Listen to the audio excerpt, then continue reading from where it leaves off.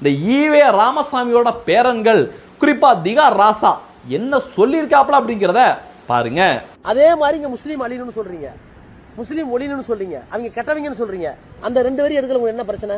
எவ்வளவு கேவலமான வன்மமான உருட்டு பாத்தீங்களா? இவனுக்கெல்லாம் மரியாதை கொடுக்க வேண்டிய தேவையே இல்லைங்க. இந்த திகா ராசா பயலுக்கெல்லாம் மரியாதை கொடுக்கவே எனக்கு தோணல. என்னன்னா ஒவ்வொரு இந்தியனும் வந்தே மாதர பாடலை எப்படி கொண்டாடிட்டு இருக்காங்க, எப்படி நேசிச்சுட்டு இருக்காங்க. ஆனா அந்த பாடலை பத்தி எவ்வளவு பொய்யா சொல்றான் பாத்தீங்களா?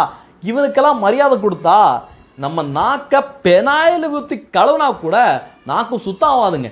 அந்த அளவுக்கு கேவலமான ஒரு ஸ்டேட்மெண்ட்டை இந்த திகார் ராஜா கொடுத்துருக்கான். வந்தே மாதர பாடல்ல இஸ்லாமியர்களும் அழிக்கணும் ஒழிக்கணும் அப்படின்னு சொல்லியிருக்காங்களா? எனக்கு தெரிஞ்சு எந்த இடத்துலையும் அப்படிப்பட்ட வார்த்தைகளே கிடையாதுங்க. அப்படிப்பட்ட வார்த்தைகளே கிடையாது.